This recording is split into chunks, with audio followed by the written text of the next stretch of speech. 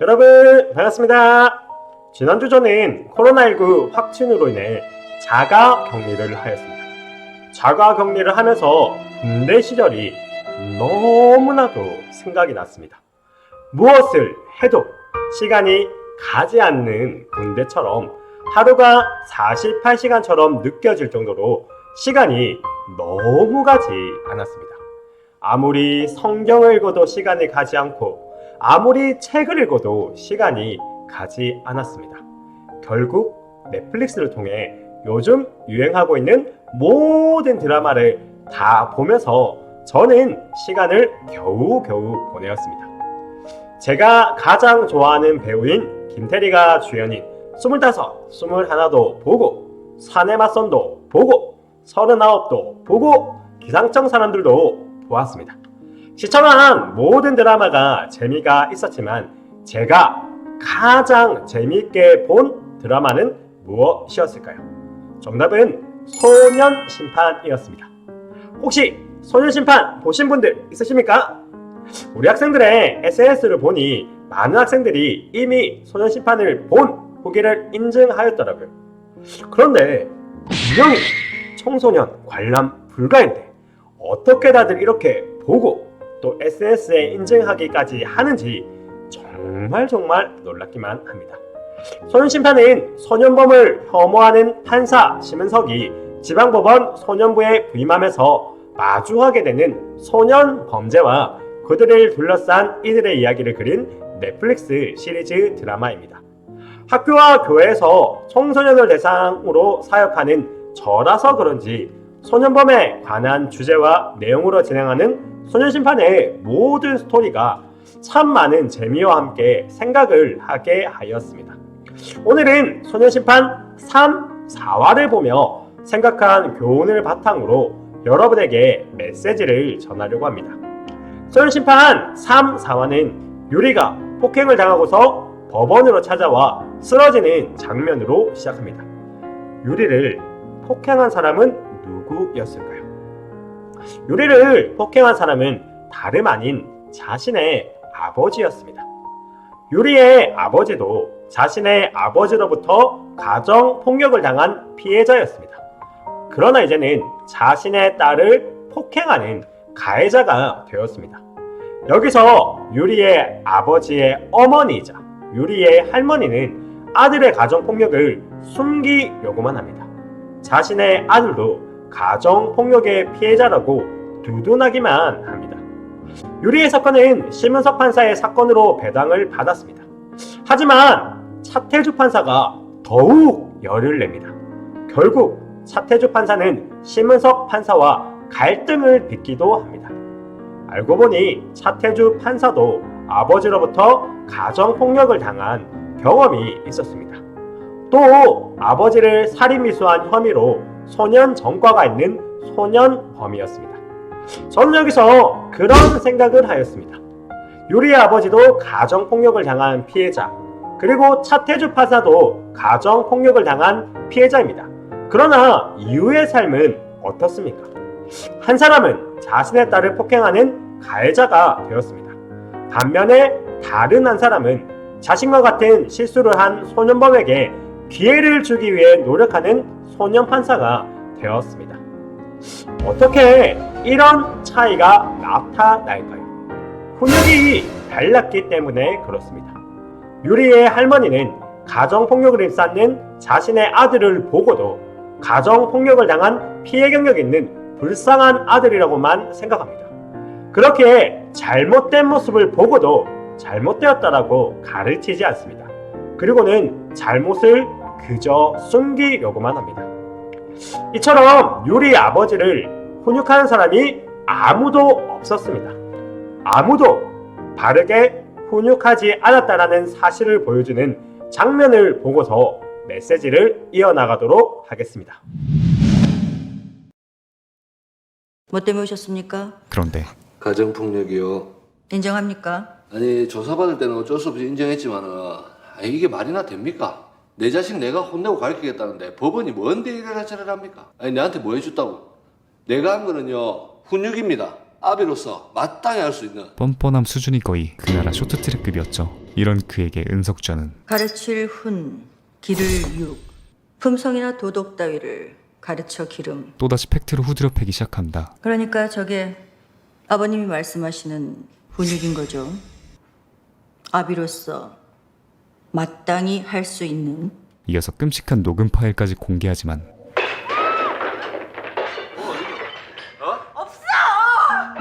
씨발 처맞아야 또 실장. 그만해. 없어. 몇 푼 안 되는 돈 가지고 그렇지. 아니 판사님도 아시겠지만 야 이거 몸 팔고 다니나 합니다. 그걸로 재판도 받았고. 아니 그래가 좀 때렸어요.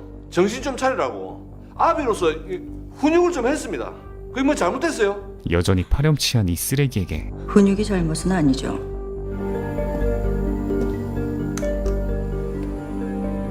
근데 저게 훈육은 아니잖아. 반박할 여지가 단 1g도 없는 이번 재판을 쭉 진행하면서 궁금해서 그런데요. 아버님은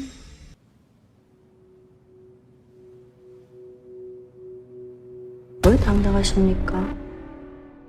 잘 보였습니까? 엄청난 사이다 장면 아닙니까? 훈육이 잘못은 아니죠. 근데 저게 훈육은 아니잖아. 다른 훈육을 받아보지 못했기에 결국은 자신이 받은 피해를 자신의 딸에게도 주는 모습을, 또 자신의 딸로 바르게 훈육하지 못하는 모습을 유리 아버지는 보이고 있습니다. 만약 유리 아버지가 이런 가해자가 되기 전에 바르게 훈육해주는 사람이 있었다면 어떻게 되었을까 저는 생각해 봅니다. 차태주 판사에게는 강원중 판사가 있었습니다. 아들을 폭행하는 잘못된 아버지의 모습이 아닌 진정한 아버지의 모습으로 소년범 차태주의 잘못을 지적하여주고 미래를 걱정하여준 강원중 판사가 있었습니다. 결국 강원중 판사의 끈질긴 설득으로 마음을 잡고 검정고시를 치르고 사법고시도 합격하여 소년 판사가 되었습니다. 이처럼 동일한 가정폭력으로 인생을 시작하였지만 꼬린 지점은 달랐습니다. 그러한 결과의 차이를 만드는 훈육은 매우 중요합니다. 또 그렇게 자신의 인생을 진정으로 생각하여 훈육해주는 사람을 만난다는 사실은 진정한 축복입니다. 성경에서도 훈육을 무엇보다 중요하게 생각하며 강조합니다. 우리 다 함께 히브리서 12장 11절을 화면을 보며 읽어보도록 하겠습니다. 훈계를 받는 바로 그때에는 즐거움이 없고 고통스럽습니다. 그러나 후에 그 훈계 때문에 더 나은 사람이 된다면 우리에게 평안이 있을 것입니다. 왜냐하면 우리가 올바른 길 안에서 살아가게 되었기 때문입니다. 우선 훈계를 받는 순간은 어떻다고 말하고 있습니까?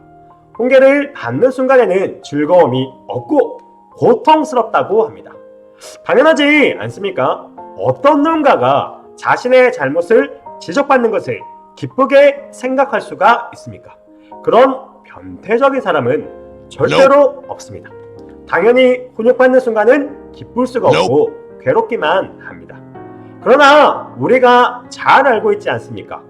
몸에 좋은 약이 입에는 쓰다. 우리를 건강하게 만드는 몸에 좋은 약이 입에 쓴 것처럼 우리의 잘못을 생각하며 바른 인생을 살도록 만드는 훈육은 당연히 쓰기 마련입니다. 어떻습니까? 입에 쓰다고 약을 먹지 않으면 어떻게 됩니까? 우리 몸의 회복이 있습니까? 없습니까? 없습니다. 나아가 우리 몸의 건강을 기대할 수가 없습니다. 훈육도 마찬가지입니다. 훈육이 없이는 자신의 잘못을 고치는 교정을 기대할 수가 없습니다. 훈육이 없이는 자신의 인생의 성장과 성숙을 있을 수가 없습니다. 이처럼 훈육을 받는 순간은 즐거움도 없고 고통스럽지만 우리 인생의 훈육은 반드시 필요합니다. 훈육을 통해서 어떻게 된다고 성경은 말하고 있습니까? 더 나은 사람이 된다고 합니다. 이처럼 훈육의 목적은 잘못한 사람이 더 나은 사람이 되도록 만들기 위해서입니다. 혼육을 담당하는 우리 모든 선생님들께서는 이러한 목적과 기준을 잊지 않아야 합니다. 지금 내가 학생들에게 행하는 훈육이 과연 우리 학생들을 더 나은 사람으로 만들기 위한 방법인지 아닌지를 언제나 생각해야 합니다. 또 우리 학생들은 자신을 더 나은 사람으로 만들기 위해서 우리 선생님들께서 훈육한다는 사실을 생각하며 잊지 않기를 부탁드리겠습니다. 제가 수업 시간에 자주 하는 표현이 있죠. 여러분은 찰흙으로 표현한다면 어떠한 상태라고 합니까? 말랑말랑한 상태라고 합니다. 그러니까 어떤 모양으로도 바꾸기가 쉽습니다. 그러나 시간이 지나고 나서 찰흙이 굳어지고 나면 바꾸기가 어렵습니다. 그렇기에 지금부터 잘못된 모습이 무엇인지를 깨닫고 잘못된 모습을 하지 않도록 만드는 훈육을 받는다는 것은 매우 중요합니다. 속담으로도 잘 알고 있지 않습니까? 3살 버릇은 8까지 간다. 바늘 도둑이 소도둑이 된다. 지금 고치지 않으면 끝까지 갑니다. 지금 고치지 않으면 더욱 잘못된 모습으로 발전할 수도 있습니다. 그러므로 여러분이 여러분의 잘못을 깨닫고 나아가 고치어 더 나은 사람이 되도록 만들고자 하는 선생님들의 진심을 알고 훈육을 바르게 받는 여러분들이 되어주기를 진심으로 부탁드립니다.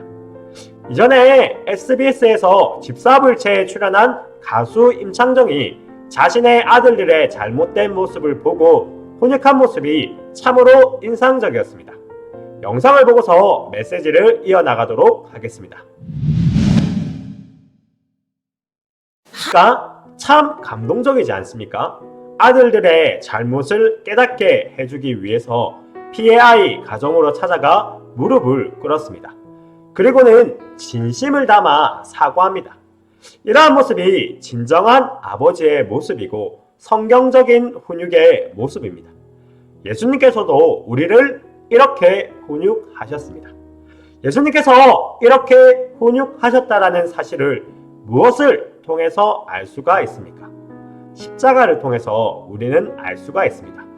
분명히 우리의 잘못이지만 모든 책임을 지시고 예수님께서는 십자가를 지셨습니다.